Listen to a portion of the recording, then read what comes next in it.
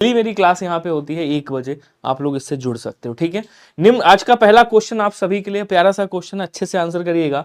निम्न वाक्यांश के लिए उचित एक शब्द देना है और बताना है आपको कि कानून का रूप देने के लिए प्रस्तुत किया गया जो प्रस्ताव या मसौदा होता है उसे क्या कहते हैं? प्रारूप कहते हैं, मसौदा कहते हैं, विधेयक कहते हैं, प्रश्नोत्तर कहते हैं। प्रश्नोत्तर तो भाई प्रश्न का उत्तर हो गया, प्रश्न और उत्तर हो गया। कह रहा कि यहाँ पे कानून का रूप देने के लिए प्रस्तुत किया गया प्रस्ताव या जो मसौदा होता है उसे क्या बोलते हैं? तो सर उसे विधेयक कहा जाता है। क्या बोलेंगे? उसे क्या कहते हैं? विधेयक बोला जाता है। ध्यान रखिएगा, ऑप्शन नंबर सी वाला आपका राइट हो जाएगा। क्लियर है?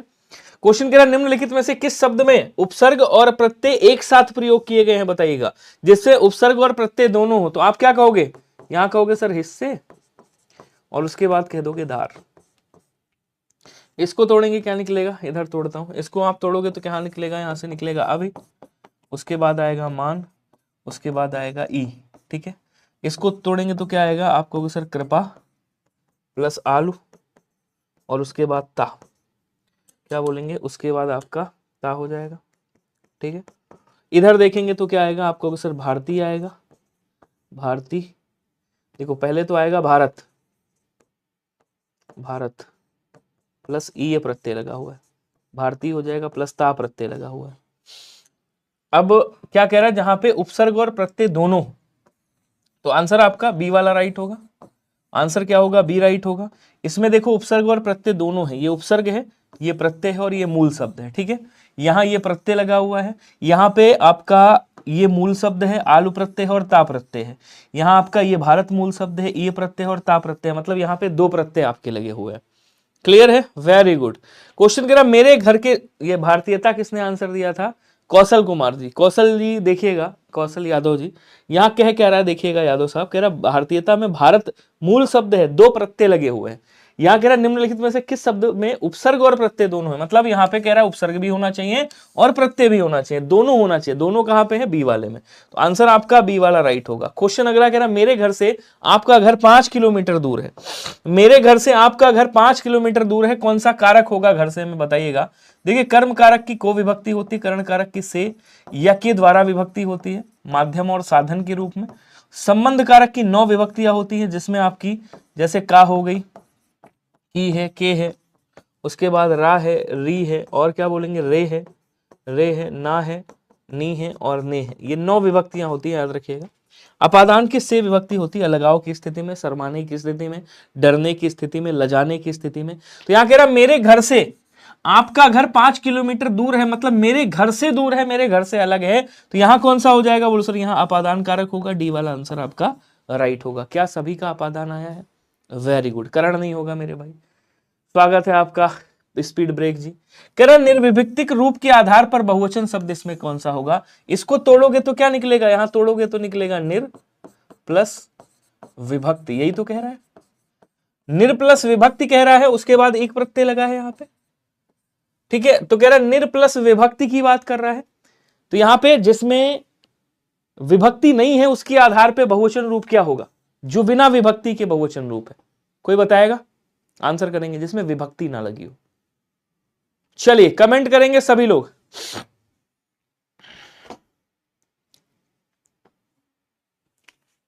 बहुत बढ़िया। राज बहादुर, राम नरेश, रीनू, कौशल,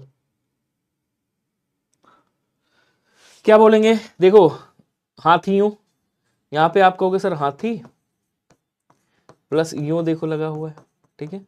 यहां पर आप क्या कहोगे? रात, आप कहोगे रात प्लस ओ लगा हुआ है, ठीक है।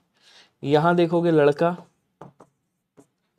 प्लस ओ लगा हुआ है, ठीक है। लेकिन यहां देखोगे तो लड़के, कोई विभक्ति नहीं लगी हुई, मात्रा लगी है केवल। B is right answer. Very good. कह रहा किस विकल्प के सभी शब्द शुद्ध हैं आपको बताना है। इसमें ऐसे कौन से शब्द हैं जो सभी शुद्ध हैं? किसकी बात कर रहा है? पुरस्कार कैसे लिखते हैं? आप कहोगे सर पुरस्कार ऐसे लिखा जाता है, इसका मतलब ये गड़बड़ है, ये पुरस्कार लिखा हुआ है यहाँ पे। बहुउद्देशी गलत लिखा हुआ है, कैसे लिखेंगे? बहु प्लस उद्देशी होता है, बहुउद्देशी, बहुउद्देशीय लिखना है तो ऐसे बहुउद्देशीय होगा, बहुउद्देशीय, ठीक है ना। तो यहाँ पे ये गलत हो गया। उसके बाद कह रहा सुवासिनी है, विरहिणी है, विरहिणी गलत लिखा हुआ है। विरहिणी कैसे लिखेंगे? बोलो सर विरहिणी ऐसे लिखेंगे, ठीक है। चरम प्लस उत्कर्ष चरमोत्कर्ष, हतोत्साह, ये भी सही है। तो ये दोनों आपके सही हैं। शुद्ध पूछ रहा था, आंसर ये होगा। अच्छा, अब यहां कह रहा कि इसमें क्या गलती है सर, तो इसमें ये गलती है कि यहां पे होना चाहिए था अतिशयोक्ति, अतिशयोक्ति होना चाहिए था ऐसे, ठीक है। यहां पे क्या है गलती, यहां पे है, देखो क्लियर है, बाकी सारी चीजें सही। अगला क्वेश्चन देखिएगा, हिंदी में छपरी का क्या अर्थ होता है? अरे छपरी नहीं जानते हो? सत प्लस मार्ग सदमार्ग, सत प्लस गति सदगति, चित प्लस मैं चिन्मय, सत प्लस जन सज्जन, इसमें कौन सा गलत है बताइएगा। आंसर करेंगे सभी लोग, जल्दी जल्दी आंसर करो, थोड़ा स्पीड में। कह रहा है कि इसमें से गलत कौन सा है, यही तो पूछ रहे हैं ना, चलिए बताइएगा। हाँ, सा पूरा होता है, बिल्कुल राम नरेश। अब थोड़ा सा अपनी अपनी स्पीड बढ़ा लो भाई, आंसर करते रहो यार। देखो पहली बात तो इन सब में ये जितने शब्द हैं, जितने भी ये शब्द हैं, इनमें सब में व्यंजन संधि का उदाहरण है। किसका उदाहरण है? आपको सर व्यंजन संधि का उदाहरण है, ध्यान रखिएगा। तेरा सत प्लस जन, जा के साथ जब ता और दा का योग होता है तो ये जा में बदलता है, सज्जन हो जाएगा, सही है। माँ के साथ ता का योग हो रहा है, पंचमाक्षर में बदल जाएगा, ता था दा ना, चिन्मय सही है। सदगति ये तीसरे में बदलेगा, दा में आ जाएगा, तो सदगति सही है, पहला वाला नियम है। यहाँ कह रहा सत प्लस मार्ग, तो यहाँ माँ है, देखो यहाँ पे क्या था, माँ था, तो माँ के साथ जब ता का योग होगा ये पांचवें अक्षर में बदल जाएगा अपने, मतलब ना में बदलेगा, यानी कि ये गलत है। क्या बोलेंगे? सन्मार्ग हो जाएगा। क्या होगा मेरे भाई? आपको सर सन्मार्ग होना चाहिए था। आंसर आपका ऑप्शन नंबर ए हो जाएगा, राइट। सभी लोग आंसर कर दीजिएगा। चलिए क्वेश्चन कह रहा मैं किसी योजना को अधूरा नहीं छोड़ता। किस प्रकार का वाक्य है बताइएगा। मैं किसी योजना को अधूरा नहीं छोड़ता, विविधात्मक है, निश्चयात्मक है, प्रश्नात्मक है या निषेधात्मक है? ये किस प्रकार का वाक्य है? तो अर्थ के आधार की बात कर रहा है, अर्थ के आधार पर, अर्थ के आधार पर की बात कर रहा है। तो जहां नहीं का बोधा है वहां क्या होता है? आप कहोगे सर वहां पे निषेधात्मक होता है, डी वाला आंसर बन जाएगा, निषेधात्मक हो जाएगा, सिंपल सा। विधयात्मक या इसको विधानवाचक या विधार्थक बोलते हैं, जहां जानकारी दी जाए। जैसे आपने कहा कि भारत ने पाकिस्तान को पटक के मारा, ये क्या हो गया? बोलो सर ये विधात्मक हो गया। निश्चयात्मक जैसे पाकिस्तान झूठ बोल पड़ा, जब पटक के मारा गया तो पाकिस्तान झूठ बोल पड़ा कि हमारे यहाँ आतंकवादी नहीं रहते हैं, तो ये निश्चयात्मक हो गया। प्रश्नात्मक, क्या पाकिस्तान आतंकी देश है? ये कौन सा हो गया? ये आपका प्रश्नवाचक हो गया, हालांकि इसमें प्रश्न पूछना ही नहीं है आपको, डी वाला आंसर आपका राइट हो जाएगा। क्लियर है? अगला क्वेश्चन देखो, कह रहा है कि कै के कारण रोवे वाला जन टूटे मोतिन के माला। कह रहा है यार किसके कारण रोने वाला है, कौन किसके कारण रोने वाला है? ये तो वैसे ही है जैसे मोतियों का माला टूट जाता है, ऐसे बंदा खत्म हो जाता है। तो यहां क्या कह रहा है देखिएगा, यहां कह रहा है कि कै के कारण रोवे वाला और जन टूटे मोतिन के माला। उपयुक्त पंक्ति में कौन सा अलंकार है? प्रतीप है, उपमा है, दीपक है, उत्प्रेक्षा है। उपमा अलंकार में आपको पता है आ जाए सा आ जाए, सी आ जाए, से आ जाए, सम आ जाए, समान आ जाए, क्या बोलेंगे? समान आ जाए, सदृश आ जाए, सरिस आ जाए, जहां पे भी आप कह देना भैया उपमा अलंकार होगा। उत्प्रेक्षा अलंकार में मैंने बताया आपको जनु आ जाए, जानू आ जाए, जनहु आ जाए, ध्यान दीजिएगा, जहां पे भी जनहु आ जाए, जनहु आ जाए या फिर जानहु आ जाए, अगर ऐसे शब्द जहां भी आ जाए ठोक देना आप, उत्प्रेक्षा अलंकार होगा। यहाँ पे कल्पना की जाती है, मनु आ जाए, मानो आ जाए, मनहु आ जाए, याद रखिएगा ये सारी चीजें, मनहु आ जाए या फिर मानहु आ जाए, अगर ऐसे जहां पे भी शब्द आ जाए समझ लो क्या होगा आपका उत्प्रेक्षा अलंकार होगा। कह रहा कै के कारण रोवे वाला जन टूटे मोतिन का माला। ऐसा लग रहा है जैसे मोतियों की माला टूट गई हो, कहाँ रोने धोने के चक्कर पर पड़े हो। डी आंसर आपका राइट हो जाएगा। यूपी पेट हिंदी की क्लास कब चलेगी? विदित श्रीवास्तवा जी, पेड की बात कर रहे हो या यूट्यूब पे बात कर रहे हो? चलिए, कह रहा निम्न पंक्तियों में कौन सा छंद है जरा बताइएगा, इसमें कौन सा छंद है? कुंडलिया, रोला, उल्लाला, हरिगीतिका। देखिए हरिगीतिका में क्या होता है, 28 मात्राएं होती हैं। कितनी मात्राएं होती हैं? 28 मात्राएं होती हैं। 16 और 12 पे यति होती है, ध्यान रखिएगा, ठीक है। उसके बाद कह रहा कि उल्लाला, उल्लाला अर्ध सममात्रिक छंद है। इसके पहले और तीसरे में 15-15 मात्राएं, विषम चरण में 15 और सम चरण में 13-13 मात्राएं होती हैं। रोला में क्या होता है? रोला में 24 मात्राएं होती हैं, ध्यान रखिएगा। प्रत्येक चरण में 11 और 13 पे यति होती है। कुंडलिया क्या है? कुंडलिया जो है आपका ये विषम मात्रिक छंद है, ध्यान रखना। ये आपका दोहा प्लस रोला से मिलकर के बना है, दोहा प्लस रोला से मिलकर के बना है। उसके बाद इसका प्रथम और अंतिम शब्द समान होता है, ये भी याद रखिएगा, ठीक है। अब देखो कैसे जानोगे कि यार ये कौन सा छंद है? तो छंद जानने के लिए आपको गिनना पड़ता है, मैंने आपको बताया था। अब गिनने के लिए आपको एक बात पता होनी चाहिए कि जहां पे लघु स्वर है वहां एक मात्रा गिनना, जहां दीर्घ स्वर है वहां 2 मात्राएं गिनना, जहां चंद्र बिंदु है वहां 1 मात्रा गिनना, और जहां अनुस्वार और विसर्ग है वहां आपको 2 मात्राएं गिनना है। इस बात को भली भांति समझ बूझ लीजिएगा। क्लियर है सभी को? चलो अब समझाता हूं मैं आपको। देखिए यहां आएंगे 2 मात्रा, 2, 3, 4, 5, 6, 7, 8, 9, 10, 11, 12, 13, 14, 15। कितनी हो गई? बोलो सर 15 हो गई। 2, 3, 4, 5, 2, 7, 8, 8, 8, 8, 2, 10, 2, 12, 13, 14, 15। 1, 2, 3, 4, 5, 6, 7, 8, 9, 10, 11, 12, 13। कितनी है? 13 मात्राएं। उसके बाद क्या कह रहा है? देखो 2, 3, 4, 5, 6, 7, 8, 9, 10, 11, 12, 13, 14, 15। 1, 2, 3, 4, 5, 6, 7, 8, 9, 10, 11, 12, 13। 13 मात्राएं। आंसर बताओ कौन सा होगा? बताओ जी।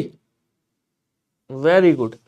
यहां क्या हो जाएगा? यूं किधर जा रहे हैं बिखर, कुछ बनता इससे कहीं, संगठित ऐठमी रूपधर शक्तिपूर्ण जीतो मही। ये आपका क्या हो जाएगा? बोले सर ये आपका उल्लाला हो जाएगा, जिस तरह से वहां पे मात्राएं में निकाला है यहाँ पे उस तरह से। क्लियर है सभी को? Very good. अगला क्वेश्चन देखो। आई स्पीड ब्रेक भाई, बात कर ले तू आज तो। सर जी मैं CI सर का दुर्गापुर कोलकाता एग्जाम देने गया। अच्छा चलिए बहुत बढ़िया। मैं कहा आप बतिया रहे हो आपस में। मैंने एक बूढ़े आदमी को देखा जो बहुत बीमार था। कह रहा मैंने एक बूढ़े आदमी को देखा जो बहुत बीमार था। किसका उदाहरण है बताइएगा? तो रचना के आधार पे 3 वाक्य होते हैं, सरल, संयुक्त, मिश्र वाक्य, ठीक है।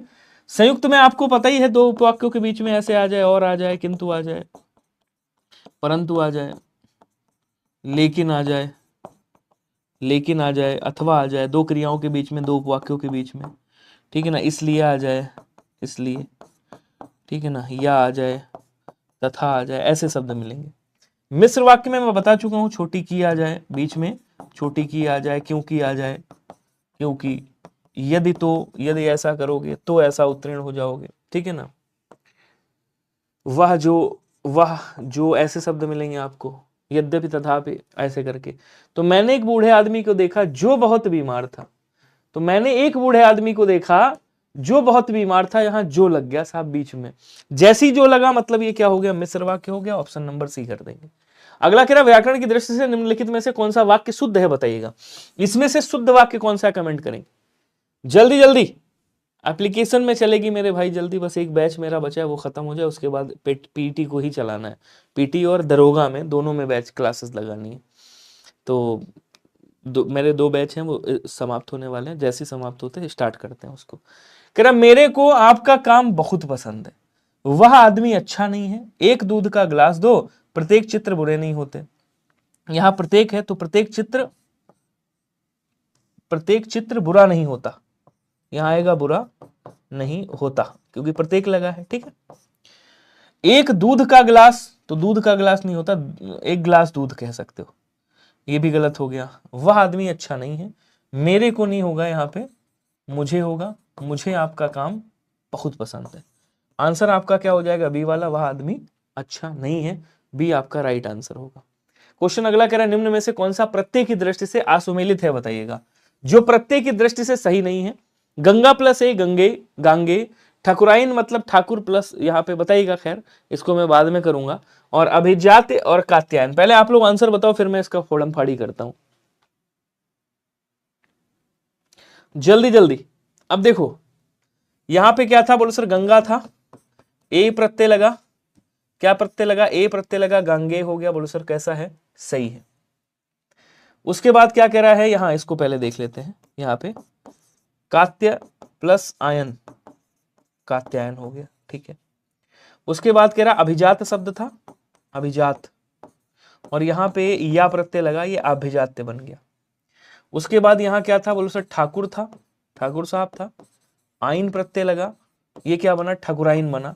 तो यहाँ क्या है, आइन प्रत्यय है, ठीक है, और यहाँ क्या है, बोलो सर इन प्रत्यय है, मतलब यही गलत है। तो आंसर आपका कौन सा हो गया, कहेंगे सर बी वाला आंसर हो गया। किसका किसका बी आया था, सच बताना, किसी का आंसर ही नहीं आया। क्वेश्चन अगला है, असंगत विकल्प कौन सा है, जरा बताइएगा, पढ़िएगा अच्छे से। कह रहा प्रागैतिहासिक, प्राक उपसर्ग एवं इक प्रत्यय से बना है। कह रहा प्रत्युत्सुक, प्रत्युत्सुक की बात कर रहा है, परिउत्सुक की बात कर रहा है, परि प्लस परि एवं उद उपसर्ग से बना शब्द है। सकुमार दो उपसर्गों से निर्मित शब्द है। अप्रत्यक्ष आ व प्रति उपसर्गों से बना हुआ शब्द है। आ जाओ देख लेते हैं। देखो इसको तोड़ोगे, पहले इसको तोड़ते हैं। यहां से पहले शब्द, सबसे पहले क्या था, इतिहास था, ठीक है, इतिहास था। एक प्रत्यय लगाया गया, ऐतिहासिक बना, एक प्रत्यय लगाया गया, ऐतिहासिक बना।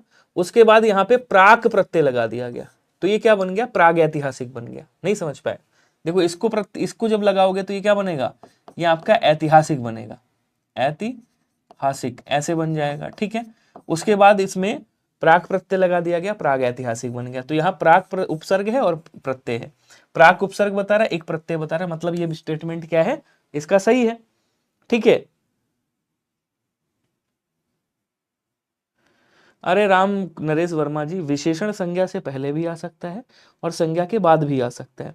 अगर विशेषण संज्ञा से पहले आता है, ठीक है, तो उसे क्या कहते हैं, संज्ञा से पहले है तो उसे उद्देश्य विशेषण कहते हैं या विशेष्य विशेषण कहते हैं, और संज्ञा के बाद में है तो उसे विधेय विशेषण कहते हैं। तो वो दोनों में आ सकता है, उसका कोई दिक्कत नहीं है, ठीक है। अब क्या कह रहा है, देखो प्रत्युत्सुक की बात कर रहा है, तो इसको जब तोड़ोगे तो क्या निकलेगा, परि प्लस उद प्लस सुख निकलेगा, प्लस सुख निकलेगा, ऐसे, ठीक है। तो ये मूल शब्द है, ये दोनों क्या है, आपके उपसर्ग हैं, ये दोनों क्या है, उपसर्ग हैं, और ये क्या है, आपका मूल शब्द है, ठीक है। कह रहा है कि यहां पे देखिएगा, कह रहा परि उपसर्ग एवं उद उपसर्ग से बना हुआ शब्द है। बोलो सर एकदम सही है। अच्छा साहब, इसको आ जाओ तोड़म फोड़ी मचाते हैं। कह रहा सुकुमार, ये पहले देखिए, सबसे पहले शब्द क्या था, सबसे पहले शब्द था सु प्लस कुमार, ठीक है, सुकुमार शब्द था, तो ये सुकुमार हो गया, ऐसे करेंगे। लेकिन जब यहाँ पे या जोड़ा गया तो ये क्या बन गया, सौकुमार बन गया। कह रहा है यहाँ दो उपसर्ग है, नहीं साहब यहाँ तो एक ही उपसर्ग है, सु, और ये या प्रत्यय है। देखो ये उपसर्ग है, उपसर्ग, और ये क्या है, आपको सर ये प्रत्यय लगा हुआ है, ठीक है, ये प्रत्यय लगा हुआ है। इसका मतलब यही वाला मामला क्या है, गलत है, सी वाला आंसर होगा। अब कह रहा अप्रत्यक्ष में आ और प्रति उपसर्ग है, बिल्कुल सही कह रहा भाई। इसको तोड़ोगे, आ निकलेगा, उसके बाद प्रति निकलेगा, उसके बाद अक्ष निकलेगा। तो अक्ष क्या है, आंख मूल शब्द, प्रति और आ यहां पे उपसर्ग लगे। पूरा पोस्टमार्टम हो गया क्वेश्चन का, ठीक है। अगला क्वेश्चन क्या कह रहा है, question, this message from CSIR admit card for typing test has been generated for post of junior secretariat assistant which, आपका एडमिट कार्ड जनरेट हो गया, आप डाउनलोड कर लीजिए, यही बताना चाह रहा है। मलिक मोहम्मद जायसी को, मलिक मोहम्मद जायसी को जायसी कहा जाता है, ठीक है। इनको जायसी क्यों कहा जाता है, ये पूछा गया है, आंसर करके बताओ। देखिए ये वही जायसी साहब हैं जिन्होंने पद्मावत की रचना करी है, ठीक है। ये वही जायसी साहब हैं जिन्होंने आखिरी कलाम की रचना करी है, आखिरी कलाम। इन्होंने अखरवाट भी लिखा है, अखरवाट, ठीक है। और एक और रचना है इनकी, नागमती का वियोग वर्णन, नागमती का वियोग वर्णन, ये इसी में मिलता है, पद्मावत जब लिखा था उसी का भाग है वियोग वर्णन, लेकिन इसको अलग से प्रकाशित किया गया है। तो नागमती का वियोग वर्णन एक अलग हो गया, ठीक है। तो यहाँ पे कह रहा मलिक मोहम्मद जायसी का जायसी क्यों कहा जाता है, कोई बताएगा मुझे।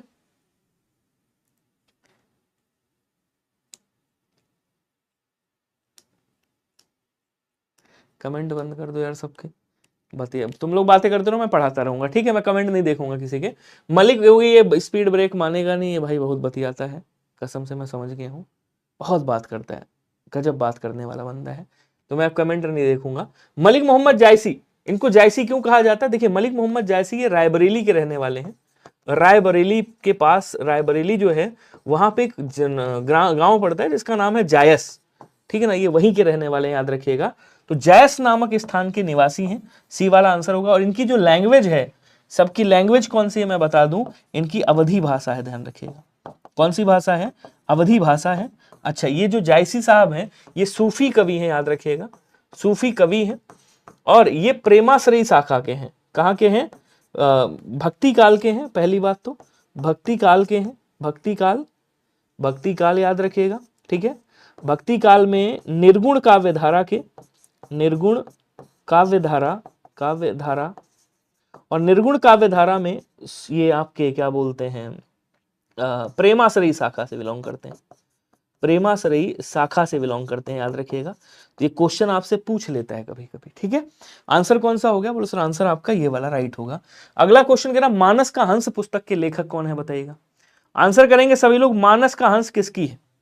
ये मानस का हंस किसने लिखा है बताइएगा। इनकी और भी रचनाएं मिलती हैं, इनकी रचना एक है जिसका नाम है महाकाल। इन्होंने क्या लिखा है? इन्होंने महाकाल लिखा है, याद रखिएगा। इन्होंने बूंद और समुद्र लिखा है, आपको याद होगा, बूंद और समुद्र इनकी रचना है। बूंद और समुद्र अगर आपसे पूछे किसकी रचना है तो बोलो सर ये इन्हीं की रचना है, याद रखिएगा। इनकी एक रचना और है जिसका नाम है शतरंज के मोहरे, शतरंज के मोहरे इनकी एक रचना है, ये भी याद रखिएगा, ये भी कई बार एग्जाम में अलग अलग पूछी जा चुकी है। इनकी एक रचना है जिसका नाम है अमृत और विष, अमृत और विष याद रखिएगा। इनकी एक रचना है जिसका नाम है सुहाग के नुपुर, सुहाग के नूपुर करके एक रचना है इनकी। तो ये भी किसकी रचना है? बोलो सर ये भी इन्हीं की रचना है, ये भी आपको याद रखना है हर हालत में, ठीक है।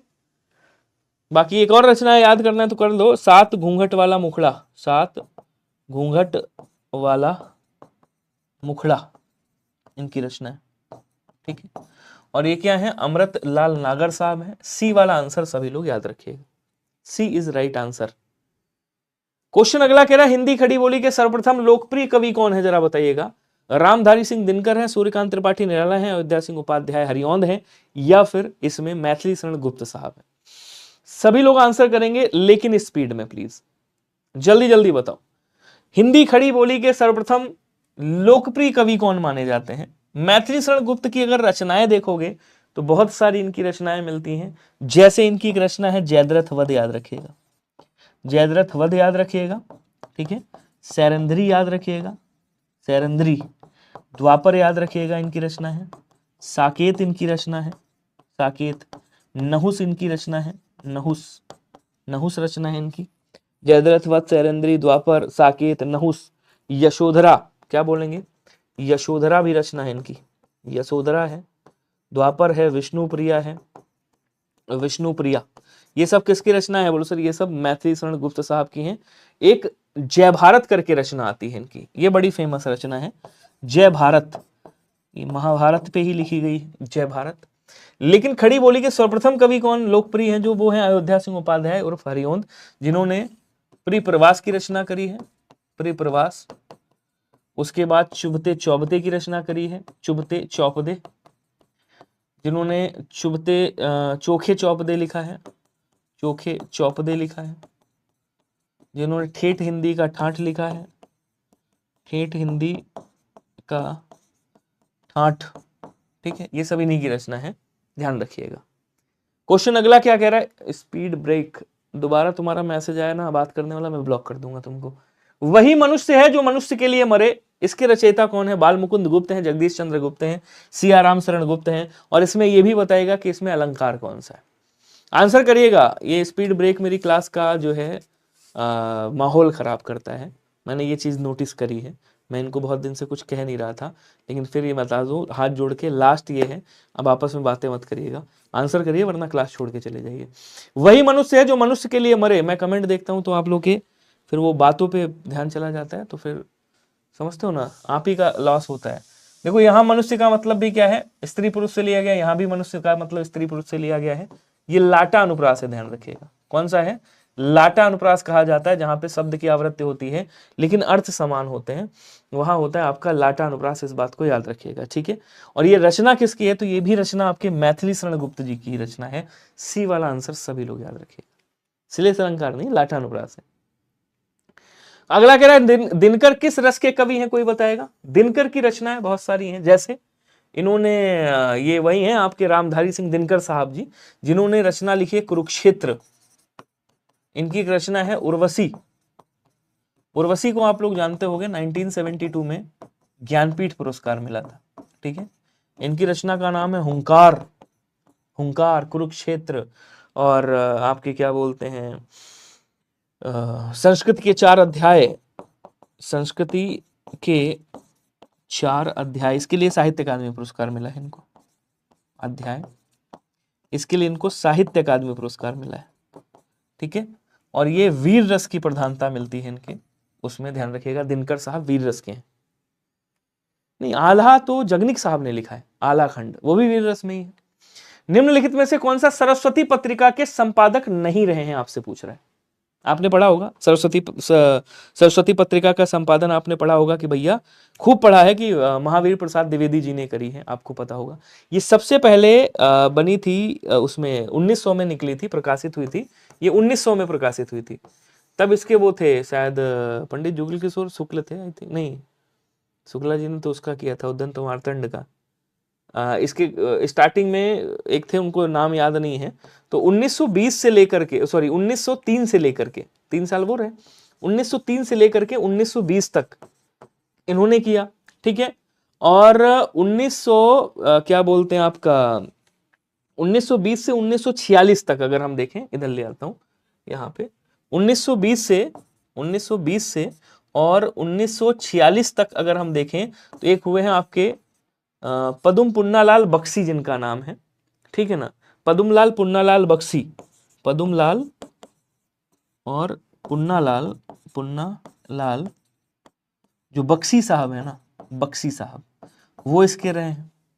उसके बाद 1956 से 76 की अगर मैं बात करूं, 1956 से 76, 1956 से, सॉरी 1956 से और 76 जो है, 1976 तक, 1976 की अगर मैं बात करूं तो कौन रहे हैं, तो आपके श्री नारायण चतुर्वेदी रहे हैं, ठीक है। श्याम सुंदर दास भी रहे हैं इसी टाइम में, मतलब 1976 के बाद। शांति प्रिय द्विवेदी नहीं रहे। डी वाला आंसर आपका क्या हो जाएगा, राइट होगा। क्लियर है। अगला क्वेश्चन कह रहा कि उसने कहा था कहानी के लेखक कौन है, बताइएगा। ये सारी मैं सिलेक्टेड रचनाएं ला रहा हूं जो ज्यादातर मतलब आपके पूछे जाने की संभावना है, वो भी कंपेयर करके जो पिछले हाल ही में पेपर हुए हैं, आपने देखा होगा यूपीएससी के जो पेपर हुए हैं उनसे कंपेयर कर करके तब मैं ला रहा हूं कि वो कहां से बंदा उठाया है भाई। तो कह रहा उसने कहा था, ये रचना किसकी है, कोई बताएगा मुझे? चलो मैं क्लू देता हूं। एक आपने सुना होगा सुखमय जीवन करके, सुखमय जीवन, सुखमय जीवन इन्हीं की रचना है, याद रखिएगा। चलो इससे नहीं जान पाओगे, इससे जान जाओगे, खूब सुना होगा आपने। बुद्धू का कांटा सुना है क्या? बुद्धू का कांटा, ये खूब रचना आई है एग्जामिनेशन में, ज्यादातर टीजीटी पीजीटी में खूब पूछी गई है बुद्धू का कांटा, ठीक है। टीचिंग वगैरह में खूब पूछी गई है। ये चंद्रधर शर्मा उर्फ गुलेरी साहब की है। और उसने कहा था, ये भी किसकी है, चंद्रधर शर्मा उर्फ गुलेरी साहब की है, ध्यान रखिएगा। क्वेश्चन अगला कह रहा है निम्नलिखित में से तत्सम तद्भव का असंगत युग्म कौन सा है, बताइएगा। जो गलत है वो बताइएगा। अरिष्ठ का रीठा, काष्ठ का काठ, घोड़ा घोटक का घोड़ा, क्रोश का कोड़, कह रहा कौन सा वाला गलत है, कौन सा वाला असंगत है, आपको बताना है। गुलेरी साहब की रचना, वेरी गुड। अब देखिए, अरिष्ठ का रीठा होता है, बोलो सर एकदम सही। काष्ठ का काठ होता है, बोलो सर एकदम सही। घोटक का घोड़ा सही है। कोण खुद तत्सम है, जिसका तद्भव कोना होता है, ठीक है। उसके बाद कह रहा क्रोश, क्रोश तो आपका पहली बात तो क्रोश यहाँ पे होगा नहीं, ठीक है ना। ये आंसर आपका ऑप्शन नंबर ए वाला राइट हो जाएगा, ध्यान रखिएगा। क्लियर है। चलिए आगे बढ़ेंगे। कह रहा जमाई का तत्सम क्या होगा, ये आप लोग बताओगे, मैं आपका वेट कर रहा हूं। जमाई का तत्सम क्या होगा, कौन कौन बताएगा? आंसर करेंगे सभी लोग। जमाई का तत्सम क्या होगा? बताइएगा। अब्दुल कादिर साहब, सुलेखा यादव, राम नरेश, स्पीड ब्रेक, और जितने लोग ये देख रहे हैं ना जो आंसर नहीं करते, ये गलत बात है। आप लोग आंसर किया करो यार, आंसर मतलब करते रहा करो। आंसर तो थोड़ा देते रहोगे तो मुझे भी अच्छा लगेगा कि हाँ आप लोग आंसर दे रहे हो। अब कुछ लोग बैठे हैं आंसर नहीं दे रहे, तो वो गलत है। चलिए, जैसे कुछ लोग क्लास देख लेते हैं उसके बाद भी कमेंट, अरे वहीं पे कमेंट कर दो क्लास के बाद, तो कम से कम मुझे पता चलता रहे हाँ सही लग रहा है आपको। बोले सर जामाता होता है, जमाई को क्या बोलेंगे? जामाता। अब देखो कंफ्यूजन किस में होता है, जैसे आपसे कहा जमाई, एक जमाई होता है, कहीं जमुआई आ रही है, ठीक है ना, उसका क्या होता है, उसको जरम्भिका बोलते हैं, ध्यान रखिएगा, जरम्भिका कहा जाता है। लेकिन जामाता को दामाद कहते हैं, अच्छे से लिख देता हूं, जरम्भिका बोलते हैं। जम्भिका मतलब जमाई की बात कर रहा है, ठीक है। कह रहा पद के बारे में कौन सा कथन सत्य है? पद की बात कर रहा है। अब सर पद क्या होता है, आ जाओ बताता हूं। जैसे ये ध्वनि है, ध्वनि को भाई मेल किया गया तो वर्ण बना, वर्ण के मेल से सार्थक ध्वनि उत्पन्न हुई जिसको हम शब्द कहते हैं, ठीक है। जब शब्दों को वाक्य में जोड़ा गया तो पद बनता है, फिर वाक्य बनता है, मतलब जब वाक्य में जोड़ दिया तब पद बनता है। तो इस पद की बात कर रहा है कि यार इस पद का, ये पद बनता कैसे, ये बताओ, ये पूछ रहे हैं आपसे। तो आप क्या बोलोगे? पद और शब्द स्वतंत्र इकाई है। कह रहा सत्य की बात कर रहा है। देखिए शब्द तो स्वतंत्र इकाई है लेकिन पद नहीं है। शब्द के मेल से पद बनते हैं? नहीं साहब, शब्द के मेल से तो सार्थक वो निकलता है आपका, मतलब सार्थक समूह बनाया जाता है, वो बनता है आपका वाक्य। बोलो गलत हो गया। जब शब्द को हम वाक्य में प्रयोग करते हैं, ठीक है, जब शब्द को हम वाक्य में प्रयोग करते हैं, वाक्य में प्रयुक्त शब्द पद कहलाते हैं। सी वाला आंसर आपका क्या हो जाएगा? राइट। अगर नहीं समझ पाए हो तो मैं समझा दूं। जैसे आपने कहा, मान लो यहां पे कह दिया है, लिख दिया मैंने, ठीक है, यहां पे कह दिया सुंदर, और यहां पे कह दिया मैंने गुलाब, और यहां लिख दिया, यहां पे फूल लिख दिया। कुछ समझ में आ रहा है क्या? ये शब्द लिखे हैं, ये भी शब्द है, ये भी शब्द है, ये भी शब्द है, और ये भी शब्द है। लेकिन इसी को जब मैंने वाक्य में पिरो दिया, मैंने कहा गुलाब, गुलाब का फूल सुंदर है। अब ये जो पद, अब ये पद बन गए। पहले क्या था? शब्द थे, अब ये क्या बन गए? पद बन गए, क्योंकि वाक्य में प्रयोग कर दिया। अगला क्वेश्चन कह रहा निम्न में से शरीर का पर्यायवाची क्या होगा? कोई बताएगा? शरीर को क्या कहा जाता है? बोले देह कहा जाता है, काया कहा जाता है, ध्यान रखिएगा, अवयव बोलते हैं इसको, इसको गात्र कहा जाता है, गात बोलते हैं, गात बोलते हैं, अंग बोलते हैं, तन कहा जाता है, तनु कहा जाता है, ठीक है। और क्या बोलेंगे? कहीं से इसको काया हो गया, शरीर हो गया, गात हो गया, और एक बहुत प्यारा सा शब्द है, अभी आएगा बताऊंगा। ही किसको बोलते? ही हृदय को बोलते हैं, याद रखिएगा। किसको बोलते? बोलो सर ही जो है हृदय को कहते हैं। विबुध किसे कहा जाता है? विबुध देवताओं को कहा जाता है, जो देवता होते हैं ना उनको विबुध कहते हैं। अजर भी देवताओं को कहते हैं। वप जो है किसको कहते हैं? वप कहते हैं शरीर को, जिसको बदन भी कहते हैं। क्या बोलेंगे? बदन भी कहा जाता है, अंग भी कहा जाता है इसको। ये सब शरीर के पर्यायवाची। कलेवर याद आया, इसको शरीर को कलेवर भी कहते हैं, याद रखिएगा। क्या बोलेंगे? कलेवर बोला जाता है। तो यहाँ पे आंसर आपका ऑप्शन नंबर ए वाला राइट होगा। अगला क्वेश्चन कह रहा निम्नलिखित में से बुद्धि शब्द के पर्यायवाची नहीं है। अब इसमें बुद्धि का पर्यायवाची कौन सा नहीं है ये बताइएगा। तो बुद्धि को क्या कहते हैं भाई? बुद्धि को मति कहते हैं, प्रज्ञा कहा जाता है, प्रज्ञा बोलेंगे, ठीक है ना। और मेधा भी आप कह सकते हो, इसको मेधा कह सकते हो, मति कह सकते हो।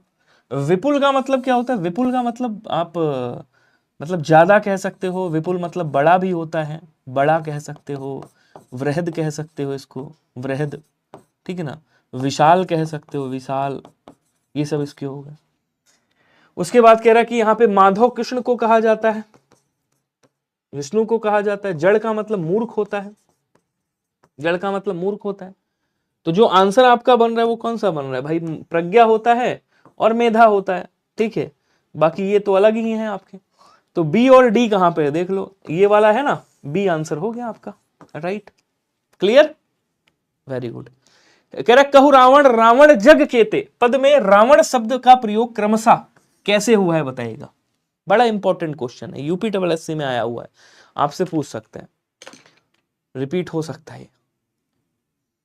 कह रहा है कहु रावण, कहु रावण रावण जग केते, अंगद कह रहे हैं रावण से, बोल रावण, जग में और कितने रावण हैं? किस रावण की बात कर रहा है? वही रावण जिसको बाली ने अपने 6 महीने काख में दबाया रहा था, वही रावण जिसको सहस्राबाहु बंदी बना लिया था। किस रावण की बात कर रहा है भाई तू? कहो रावण, रावण जग केते।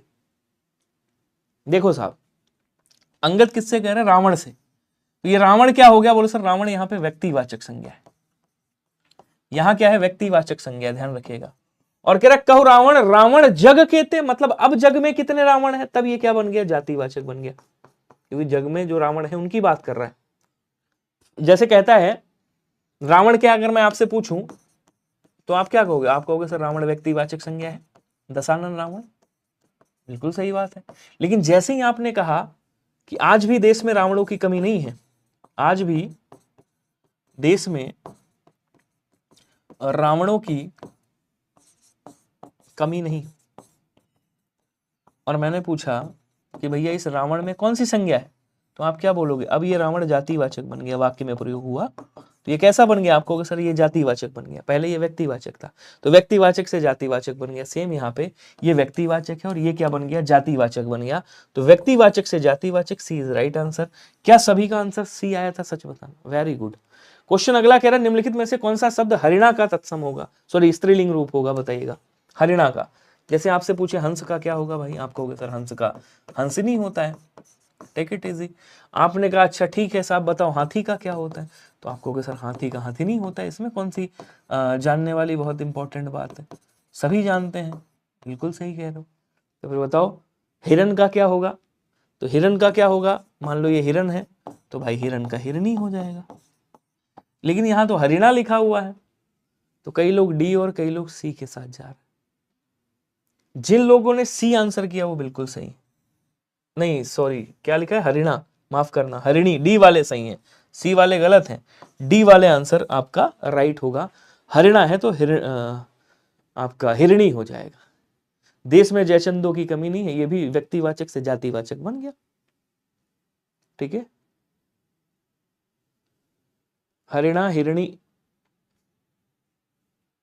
नहीं, क्या सॉरी ये भी नहीं होगा, वो हरिणा लिखा है ना, तो हरिणी होगा यार। मतलब हद हो गई, आप लोग भी हमें कंफ्यूज कर रहे हो। डी नहीं होगा, सी नहीं होगा, ये भी नहीं होगा, ये हिरणी नहीं होगा। क्यों? अगर हिरणा लिखा होता, ऐसे हिरणा अगर लिखा होता तो हिरणी हो जाता, जैसे वहां मैंने किया। ठीक है, और वो भी तब हिरणी होता है। ऐसे हिरण अगर होता, ये हिरण लिखा हुआ है, अगर हिरणा होता तो हिरणी होता ऐसे। ठीक है, ये है नहीं, लिखा क्या है? हरिणा, मतलब रा के ऊपर मात्रा लगी है, हरिणा लिखा है, तो यहाँ पे हिरणी हो जाएगा ऐसे। वो सॉरी हरिणी हो जाएगा, माफ करना, हरिणी हो जाएगा। ठीक है, ये वाला आंसर राइट होगा, ए वाला। सबके गलत हैं, हाँ ए वाला सही है। अगला क्वेश्चन, घड़ों पानी व्यर्थ गया। कह रहा घड़ों पानी व्यर्थ गया, अब कौन सा होगा बताइएगा? जल्दी जल्दी आंसर करो सभी लोग। कह रहा घड़ों पानी व्यर्थ गया, यहां पे कौन सा आंसर होगा? निश्चित संख्यावाचक विशेषण है, अनिश्चित संख्यावाचक विशेषण है, निश्चित परिमाणवाचक, अनिश्चित परिमाणवाचक, इनमें से कोई नहीं। एक बात याद रखना हमेशा, जहां पे गिनने की बात होती है वहां पे आपका निसंख्यावाचक होता है, और यहां पानी की बात कर रहा है। पानी को गिन सकते हो क्या आप? नहीं गिन सकते साहब। अगर घड़ों पानी है, देखो पानी विशेष है, अगर घड़ों पानी है तो पानी को नापा गया है, मतलब 1 घड़े 2 घड़े 3 घड़े। पानी को, दूध को, दही को, घी को, द्रव्यवाचक संज्ञाएं जितनी भी हैं सबको नापा तोला जाता है। यानी कि यहां बता तो रहा है घड़ों क्या है, ये विशेषण है, लेकिन ये कौन सा विशेषण है साहब? तो आप कहोगे सर ये अनिश्चित परिमाणवाचक विशेषण है, ना कि संख्यावाचक। क्वेश्चन अगला कह रहा है कि पॉकेट मार शब्द में समास कौन सा होगा? ये आसान है, ये आसान इसलिए है क्योंकि इसको तोड़ोगे तो आप निकलेगा पॉकेट को मारने वाला, यानी कि को विभक्ति है तो कर्म कारक हो जाएगा, मतलब कर्म तत्पुरुष होना चाहिए। यहाँ कौन सा तत्पुरुष होना चाहिए? बोलो सर कर्म तत्पुरुष होना चाहिए, बी वाला आंसर राइट होगा। अगला कह रहा आज माँ ने बड़ा लजीज भोजन बनाया, आज माँ ने बड़ा लजीज भोजन बनाया, इसमें कौन सा विशेषण होगा बताएंगे? गुणवाचक है, संख्यावाचक है, परिमाणवाचक है, संकेतवाचक है। संकेतवाचक कब होता? वह किताब वह किताब अच्छी है, वह किताब अच्छी है। अब देखो, संकेतवाचक या सार्वनामिक विशेषण एक ही बात है। इधर सर्वनाम हो, ठीक है, सर्वनाम के ठीक बाद या तो कोई संज्ञा हो या स्वयं सर्वनाम हो। ऐसी कंडीशन में ये जो सर्वनाम होता है ना, इसी को सार्वनामिक या संकेतवाचक विशेषण बोलते हैं। मतलब यहाँ पे ये जो सर्वनाम है संकेतवाचक विशेषण है, बस पुरुषवाचक और निजवाचक नहीं होना चाहिए। क्लियर है? अब कह रहा आज माँ ने बड़ा लजीज भोजन की विशेषता बता रहा कि भैया वो कैसा है, बड़ा लजीज है, इसका मतलब ये गुणवाचक विशेषण होगा, ना इसको गिन रहा है, ना तौल नाप रहा है, कुछ नहीं कर रहा है। क्लियर है? अगला कह रहा है अप्रत्यक्ष कर्म कौन से कारक में होता है, जरा बताइएगा। अप्रत्यक्ष कर्म कौन से कारक में होता है, कमेंट करके बताइएगा। चलो मैं आप सबका वेट कर रहा हूं। हालांकि ये मैंने आपको बताया हुआ है लेकिन तरीका अलग है। बहुत बढ़िया।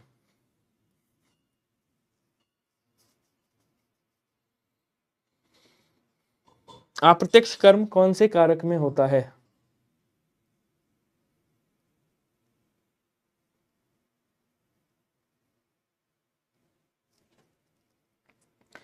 स्पीड ब्रेक का आंसर आया है अपादान कारक। और भाई कौन है? अब तो आंसर आएगा तभी आगे बढ़ूंगा।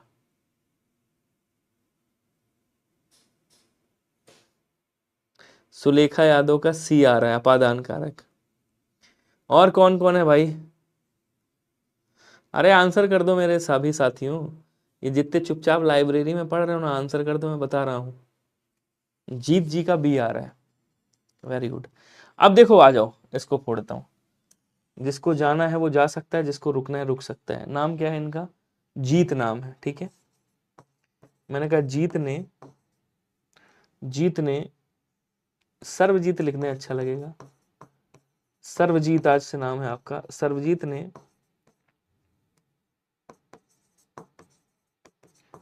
भिखारी को धन दिया, ठीक है। सर्वजीत ने भिखारी को धन दिया। सर्वजीत क्या है, करता है, ये भाई धन दे रहे हैं, ये क्रिया हो गई। अब इससे पूछो क्या दिया, कह रहा धन दिया। ये क्या है, आप कहोगे सर कर्म है, ठीक है। किसको दिया, आप कहोगे सर भिखारी को दिया। ये क्या है, आप कहोगे सर कर्म है। तो ये पहला कर्म हो गया और ये दूसरा कर्म हो गया, ठीक है, ये क्रिया है। अब समझिएगा, देने के अर्थ में आए तो क्रिया क्या होती है, क्रिया देने के अर्थ में आए तो वहां क्या होता है, संप्रदान कारक होता है, याद रखिएगा पहली बात। अब देखो ये जो कर्म है ना, ये कैसा है, ये भैया अप्रत्यक्ष कर्म है। जो पहला कर्म होता है वो अप्रत्यक्ष कर्म होता है, और जो दूसरा कर्म होता है वो प्रत्यक्ष कर्म होता है, ठीक है। ये हो गई पहली बात। जो पहला कर्म होगा वो अप्राणीवाची होगा, वो सॉरी माफ करना, वो प्राणीवाची होगा, सदैव प्राणीवाची। और जो दूसरा कर्म होगा वो कैसा होगा, वो हमेशा अप्राणीवाची होगा, ठीक है। जो पहला कर्म होगा वो हमेशा प्रमुख होगा, मुख्य होगा, ये मुख्य कर्म है आपका, ठीक है। और ये कौन सा है, बोलो सर ये गौड़ कर्म होता है, गौड़ कर्म, ठीक है। कोई दिक्कत किसी को, समझ में आया? बिल्कुल, आंसर बी वाला राइट होगा। अगला क्वेश्चन क्या कह रहा है, देखो कह रहा निम्नलिखित वाक्य में किस लोकोक्ति का प्रयोग होगा, मतलब किस लोकोक्ति का प्रयोग हो सकता है। कह रहा है कि तीर्थों के पंडे पुजारी प्रायः ऐसे यजमानों की खोज में रहते हैं जो आंख के अंधे गांठ के पूरे हो, मान ना मान मैं तेरा मेहमान, गंगा गए गंगादास, जमुना गए जमुनादास, आप काज महाराज, नहीं महाकाज होता है, ये तो गलत है। तो यहां क्या कह रहा है, कौन सा यहां पे फिट हो सकता है, इसमें बताइएगा। कमेंट करेंगे सभी लोग स्पीड में थोड़ा सा। कह रहा तीर्थों के पंडे पुजारी प्रायः ऐसे यजमानों को ढूंढते हैं, खोजते रहते हैं जो आंख के अंधे हो। आंख के अंधे मतलब मालदार हो, धनी हो, धनी किंतु मूर्ख, गांठ के पूरे, मूर्ख किंतु धनी, या धनी किंतु मूर्ख कह सकते हो। तो आंख के अंधे मतलब मूर्ख है, पहले मूर्ख लिख लो, मूर्ख किंतु धनी हो, जो उनकी बात कर रहा है। तो आंख के अंधे ना, और क्या है, गांठ के पूरे। और पंडित जी भाई साहब ऐसे ही लोगों को ढूंढते हैं, मूर्खानंदन को। चलिए, मान ना मान मैं तेरा मेहमान, जबरदस्ती गले पड़ना, जबरदस्ती गले पड़ना, ये कह सकते हो। गंगा गए गंगादास, जमुना गए जमुनादास, अवसर का लाभ उठा रहे हैं अपने हिसाब से सभी। रोहन ने धोबी को कपड़े दिए, वाक्य में कौन सा कारक होगा भाई बताओ। चलिए आंसर करिएगा, राम कुमार राजपूत जी, अनुराग जी, आलोक जी, सभी बताइएगा। आलोक रंजन पांडे, चलो मैं ही बताता हूं, समय कम है। रोहन ने धोबी को कपड़े दिए, यहां कौन सा हो जाएगा, यहाँ कर्म कारक होगा। पूछो क्या है, देने के अर्थ में क्रिया है लेकिन वापस ले लोगे, तो ये क्या है, यहाँ पे कर्म है, इसलिए ये कर्म कारक हो जाएगा, ये याद रखिएगा, ठीक है। हालांकि ये भी कर्म है, ये भी कर्म ही है, लेकिन ये देना कैसा है, वापस लेने वाला देना, तो इसमें नहीं होगा। हमेशा आनंद का अनुभव करना। अर्थ को व्यक्त करने के लिए सटीक लोकोक्ति कौन सी होगी, सदा दिवाली संत की 12 मास वसंत। अनुराग जी मेंस के बाद कम से कम 2 महीना तो मिलेगा ही, 2 से 3 महीना टाइपिंग के लिए। न सावन सूखा न भादों हरा, मतलब सदैव एक समान, सदैव एक सी स्थिति, ठीक है। जहां चाह वहां रहा, आप भला तो जग भला, आप भले हैं तो जग भला है। लेकिन कह रहा सदा दिवाली संत की और 12 मास वसंत है उसका, मतलब हमेशा आनंद का अनुभव करता है बंदा।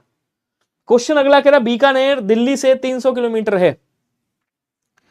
सर हमने पूछा था कि पेड और स्पेशल जूनियर असिस्टेंट कब से शुरू होगी, हम रिकॉर्डेड सारी क्लास देखते हैं। यूपी स्पेशल, अच्छा यूपी स्पेशल अभी स्टार्ट नहीं हुआ है, तो मुझे पूछना पड़ेगा, ऐसे तो मुझे पता नहीं है, देखना पड़ेगा। वैसे आपको वो मिला होगा पूरा, क्या बोलते हैं, जो क्लासेस का स्ट्रक्चर है वो पूरा आपके साथ शेयर होता है, ऐप में जाके खोल के देखिएगा। तो बीकानेर दिल्ली से 300 किलोमीटर है, यानी कि दिल्ली से दूर है भाई, अलग है, अपादान कारक होगा, से विभक्ति आ रही है। तू रूप है किरण में, सौंदर्य है सुमन में, तू प्राण है पवन में, विस्तार है गगन में। कौन सा अलंकार है बताइएगा। तू मतलब ईश्वर का वर्णन किया जा रहा है, यहाँ पे ईश्वर का वर्णन हो रहा है, और ईश्वर के वर्णन में कह रहा है कि तू रूप है किरण में, सौंदर्य है सुमन में, तू प्राण है पवन में, विस्तार है गगन में। तो इसमें कौन सा होगा, तो जब एक व्यक्ति का या एक वस्तु का अनेक व्यक्ति या अनेक वस्तुओं में उल्लेख किया जाता है तो वहां उल्लेख अलंकार होता है, इस बात को ध्यान रखिएगा। कह रहा हाहाकार हुआ क्रंदन, वह कठिन वज्र होते थे चून, और हुए दिगंत बधिर भीषण रव बार होना यहां क्रूर।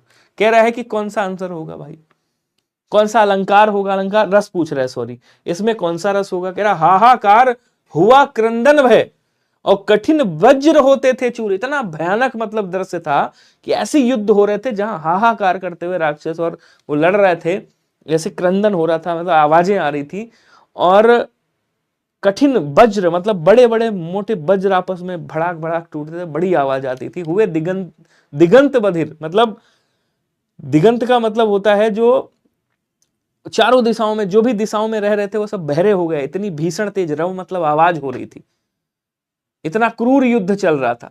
तो जैसे इसकी बात कर रहा है भाई, क्या होगा, कहेंगे सर ये भयानक रस है। सर जी क्योंकि भय की बात कर रहा है भाई, ऐसा देखोगे डर नहीं जाओगे। अब एक चीज सोचो, सपोज करो कि इंडिया और पाकिस्तान का युद्ध हुआ था, 9 मिसाइलें भारत ने छोड़ी पाकिस्तान पे। अब पाकिस्तान वाला बंदा, आपने वो वीडियोस देखे होंगे, छोटे छोटे वीडियोस आए थे, भाई साहब कैसे डर के भाग रहे थे कि हाय भैया अब क्या होगा, बम डाल दिया इंडिया ने, भारत ने। तो वहां पे वो दृश्य कैसा था, उनसे पूछते भैया कौन सा रस प्राप्त हुआ, तो अगर उनको रस का ज्ञान होता तो वो बताते अरे सर जी भयानक रस है भाई साहब ये, तो उस रात में भयानक रस था, समझ रहे हो। तो यहाँ भी भयानक रस होगा, ऐसे इसको वो करके आप याद कर सकते हो। अब यहां समझो, ये कृष्ण जी कह रहे हैं, कृष्ण की चेतावनी, ये शायद दिनकर साहब की है, हाँ रामधारी सिंह दिनकर की है, कृष्ण की चेतावनी, कृष्ण की चेतावनी, चेतावनी एक रचना है, ठीक है, ये कृष्ण की चेतावनी रचना है, ध्यान रखिएगा, ये उसी से पंक्तियां ली गई हैं, ये आई थिंक दिनकर साहब का ही है।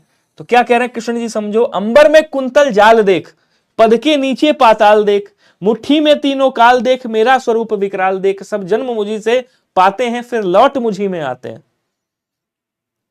कृष्ण की चेतावनी है ये कि अंबर में कुंतल जाल देख, अंबर में एकदम फैले हुए जाल हैं, देख लो। सर जी आप 2 दिन बाद आए और जल्दी जा रहे हो, कहीं गए थे क्या। कहीं जा नहीं पाए यार, जाना तो चाह रहे थे लेकिन पहुंच नहीं पाए, लेकिन नहीं पहुंच पाए भाई, गए कहीं नहीं थे। संडे को मैं क्लास नहीं लेता हूँ, सैटरडे को क्लास थी, आपको याद नहीं होगा। खैर, तो यहाँ क्या हो जाएगा, बोलो सर यहाँ कौन सा रस है, तो यहाँ अद्भुत रस है, विस्मय की बात कर रहे हैं, जो आपने पहले कभी ना देखा हो और अचानक देख लिया और आवाज निकले हाय मैया ये का देख लिया। खैर आ गया, जो निम्नलिखित में से तत्सम शब्द कौन सा होगा बताइएगा। जो है अक्षत है, घी है, दुबला है। आंसर करेंगे सभी लोग, समय हो गया वैसे। जम का तत्सम यव होता है, ध्यान रखना। घी का तत्सम घृत होता है, याद रखेंगे। दुबला का तत्सम दुर्बल होता है, याद रखना। बचा कौन सा? अक्षत, जिसको अखत बोलते हैं, तो ये आपका तत्सम हो जाएगा। उसके बाद सफरी सी जल में, विहंगिनी सी व्योम में, ये तो मैं बता चुका हूं, सासी से सम समान सदरस, जहां भी आ जाए वहां क्या होता है, वहां पे आपका उपमा अलंकार होता है, तो इसमें आप उपमा अलंकार कर दीजिएगा, चलेगा। ये क्वेश्चन है आपका। वाक्यांशों के लिए दिए गए विकल्पों में प्रयुक्त शब्द का चयन कीजिए और बताइए विशिष्ट अवसर पर विशिष्ट लोगों के समक्ष दिया गया विद्वतापूर्ण भाषण। ये बड़ा पुराना क्वेश्चन है, लेकिन उम्मीदें ज्यादा हैं इसके आने की, तो उसे क्या कहा जाता है? संभाषण, अभिभाषण, अनुभाषण। ये आपके लिए होमवर्क है। चलो चलते, कमेंट बॉक्स में सभी लोग आंसर करिएगा क्लास के बाद, रिक्वेस्ट है आपसे। मैं देखूंगा कल की क्लास में कितने लोगों ने होमवर्क का आंसर दिया है, ठीक है।